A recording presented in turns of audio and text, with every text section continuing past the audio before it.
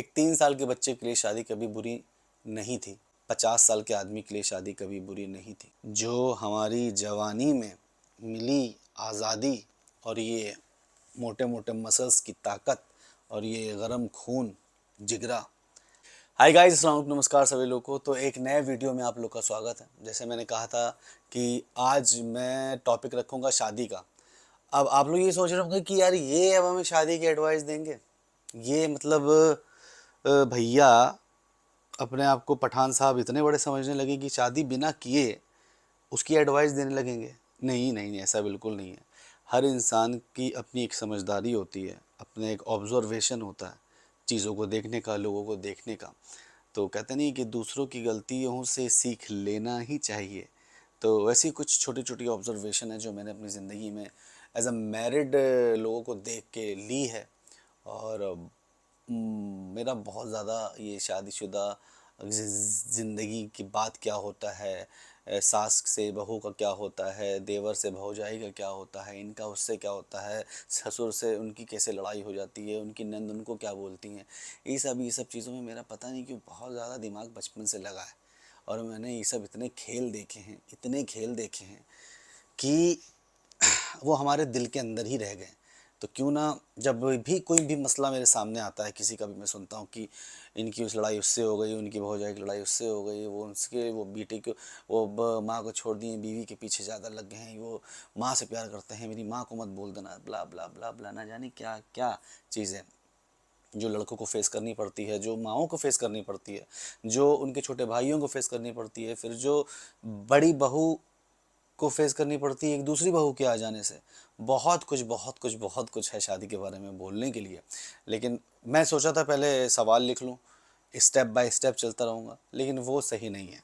वो फिर थोड़ा सा प्रिपरेशन हो जाती कि मुझे इसी हिसाब से बोलना है।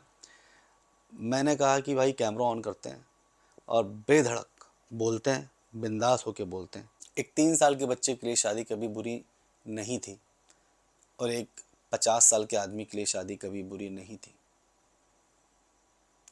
जो हमारी जवानी में मिली आज़ादी और ये मोटे मोटे मसल्स की ताकत और ये गरम खून जिगरा, ये सब जो हमें आज़ादी देता है, ये कहीं ना कहीं हमें ये कहने पर मजबूर कर देता है कि हमें किसी की ज़रूरत नहीं है। ये एक बात हो गई। आई डोंट नो, थोड़ा डीप हो गया। बहुत सारे लोग बोलेंगे क्या आज़ादी जवानी क्या बोल रही है। खैर, समझो मेरी बात को।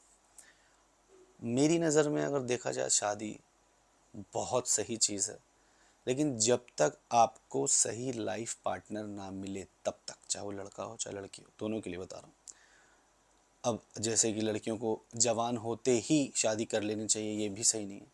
लड़कों को जवान होते ही शादी कर लेनी चाहिए, ये भी सही नहीं है। राइट पार्टनर ढूंढने के लिए घर वालों को एकदम पीछे लग जाना चाहिए। जैसे कि लड़का मसलन 22 साल का भी है तो 22 साल से लेकर एट द एज ऑफ 27 तक घर वालों को देखना चाहिए पूरी शिद्दत से। और 5 साल 7 साल बहुत होते हैं एक सही चीज़ देखने के लिए।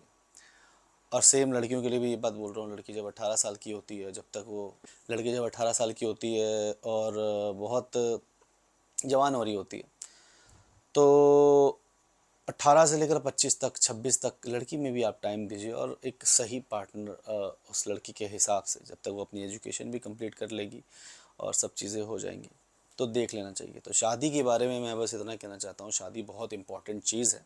उसको ज़रा सा भी गलत इंसान से करो तो ज़िंदगी तबाह हो जाती है। और लड़कों को जेल में, जेल बोल रहे हैं, कोर्ट के चक्कर लगाते लगाते लगाते लगाते उनके माँ बाप की सारी ज़िंदगी निकल जाती है। और अगर सही कि कह सकते हैं कि एक तरह का जुआ है, ठीक है। अरेंज मैरिज भी एक तरह का जुआ है।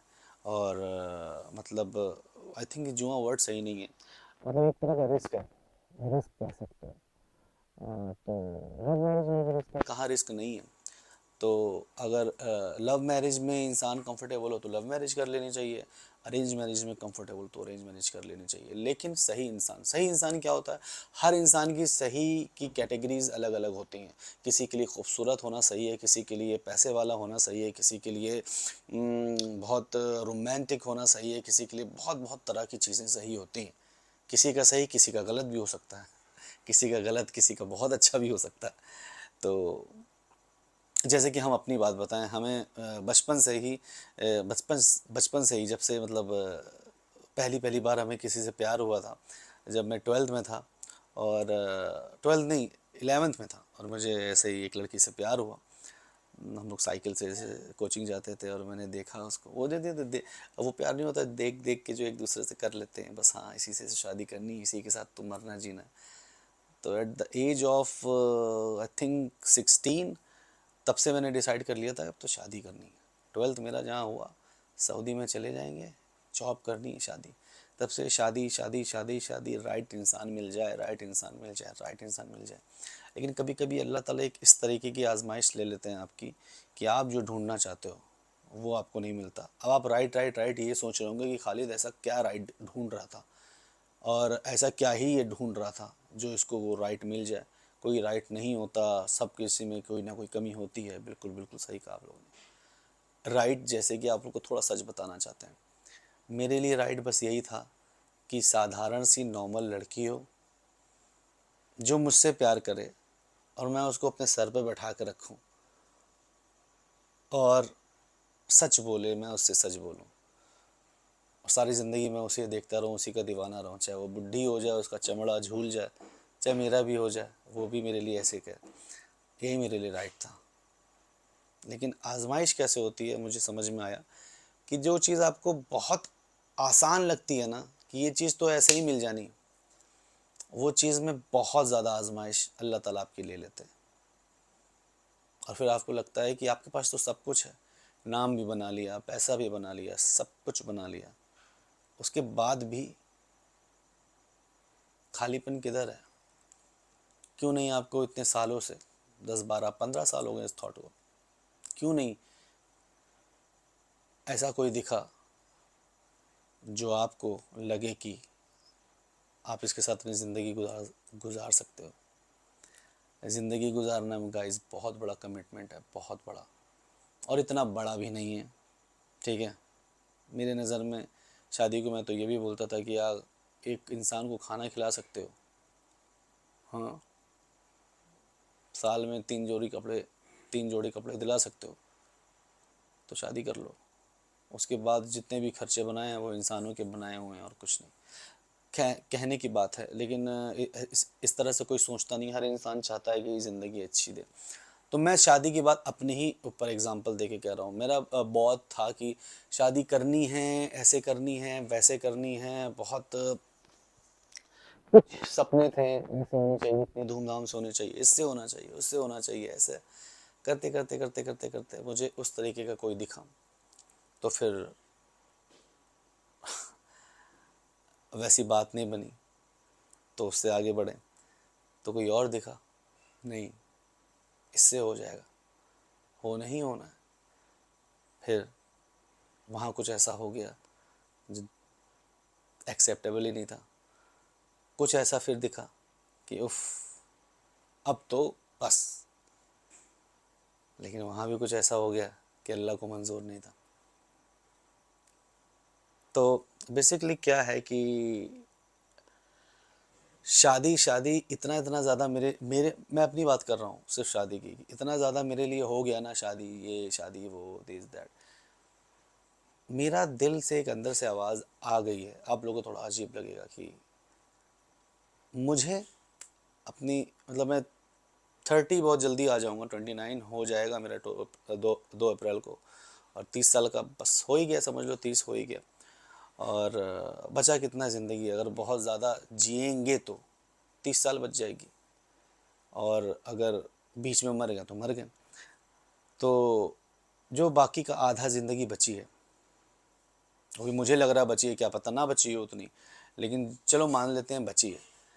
तो आधी ज़िंदगी क्या बिना शादी के मैं गुजार सकता हूँ? शादी मुझे दो ही चीज़ के लिए इस वक्त प्रायोरिटी चाहिए थी। उस वक्त चाहिए था बचपन में कि एक खूबसूरत सी बीवी मिल जाए और जिसको हम प्यार करते रहें, जिसके साथ घूमते रहें। वो एक बच्चे का थॉट था। लेकिन अभी मुझे बस ये चाहिए था कि मुझे एक बच्चा चाहिए था। अपनी औलाद को मैं पालना चाहता था और मैं ये चाहता था कि मैं जब 50 या 55 साल का हूँ तो मेरा बेटा कम से कम 20 साल का तो हो। तो इसलिए मैं बहुत जल्दी जल्दी जल्दी जल्दी शादी को बोलता था। और कमाल है यार, कैसे सब कुछ चेंज हो जाता है। थॉट पूरा का पूरा मेरा चेंज हो चुका है इस वक्त। मैं शादी जो करते हैं उनको गलत नहीं बोल रहा, मेरा एकदम हट चुका है शादी से। जो पूरा पूरा एक मेरे कुछ रीज़न्स हैं शादी ना करने के, कुछ पर्सनल रीज़न हैं लड़कियों को लेके। जो जब से मेरा लास्ट ब्रेकअप हुआ है गाइस, बहुत डेडली एफ़र्ट लगा दिए थे मैंने, बहुत ज़्यादा अपने बारे में, और बहुत ज़्यादा पागलों की तरह मैं पड़ गया था प्यार में। और तो जो वो नाकामयाबी मुझे उसमें मिली है, तो उससे मेरा इतना दिल हताश हो गया, इतना दिल टूट गया। और उसके बाद भी मैंने ऐसे ऐसे लोगों को, मैं ये नहीं कह रहा कि सारी लड़कियों पे ये बात है, मैं सारी लड़कियों को तो बोल ही नहीं रहा, एक्सेप्शनल की नहीं बात कर रहा मैं बस ये बोल रहा हूँ कि जिस तरह का माहौल दुनिया में चल रहा है ना, लड़कों और लड़कियों को लेके, मुझे नहीं लगता कि मुझे कोई बेस्ट इंसान जो मेरा बेस्ट था वो मुझे मिल भी पाएगा, मुझे नहीं लगता। और ये रिस्क हम अपनी ज़िंदगी के साथ नहीं ले सकते, हमें ऐसा लगता है।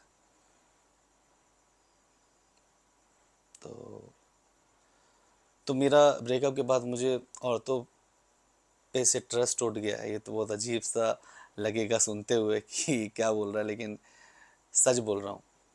बहुत मुश्किल है कि किसी औरत पे, किसी लड़की पे मेरा ट्रस्ट हो पाए दोबारा, नहीं हो पाएगा। और इम्पॉसिबल सा लगता है कि मुझे फिर से कभी प्यार हो पाए, वो भी नहीं हो पाएगा, या अल्लाह जाने।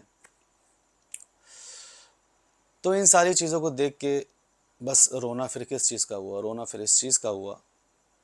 मैंने बहुत सोचा, इवन मैट्रिमोनियल साइट पे मैंने सब्सक्रिप्शन भी ले लिया 6-7 हज़ार का, 3 महीने का। उसमें भी देखा, लोगों से बात करी, इधर भी बात करी, उधर भी बोल दिया, बहुत सारी फ़ोटोज़ आई, लेकिन नहीं समझ में आया मुझे।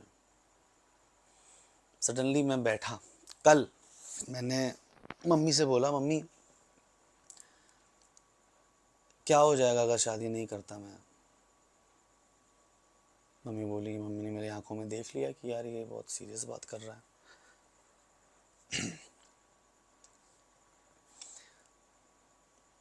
क्या हो जाएगा मम्मी अगर मेरी औलाद नहीं हुई, 3-4 साल बाद अय्यूब भी जल्दी शादी करा देंगे, उसका बच्चा होगा, उसे पालेंगे। लेकिन शादी नहीं करेंगे तो मम्मी कहीं क्यों, लोग क्या क्या बात करेंगे, अरे ये है, ऐसा है, वैसा है, गे है, लड़कों में इंटरेस्ट है इसको, ये है, वो है, क्या क्या क्या क्या, क्या। हम कहे, मम्मी मेरा घर और मेरा परिवार और मेरी माँ ऐसी है कि अगर मैं गे भी होता तो उस चीज़ को हम लोग एक्सेप्ट करते हैं। लोग तो कहेंगे कुछ ना कुछ, ना मर्द तो नहीं है, बच्चा नहीं पैदा कर सकता होगा इसलिए, उसको पता होगा इसलिए नहीं कर रहा है। जैसे सलमान खान के बारे में लोग बोलते थे कि गे है ये वो। मेरे अपने अलग रीज़न्स हैं शादी ना करने के। सबसे पहला रीज़न, जो मेरी लाइफ है सोशल मीडिया की लाइफ में, मैं सच बता रहा हूँ, टू बी वेरी ऑनेस्ट, इतना सच सोशल मीडिया वाले शायद ही बताते हों, लेकिन फिर भी मैं बता रहा हूँ। इसमें कभी कभी बहुत सारा स्टेबिलिटी नहीं है, बहुत सारा पैसा आ जाता है, 1 लाख 2 लाख 1.5 लाख 4 लाख 5 लाख, कभी कभी ऐसे बरसात हो जाती है कि आपको नहीं समझ में आता कौन सी ब्रांड डील्स क्रैक हो जाए, क्या शूट मिल जाए, किस चीज़ से कितनी शोहरत और कितना पैसा मिल जाए।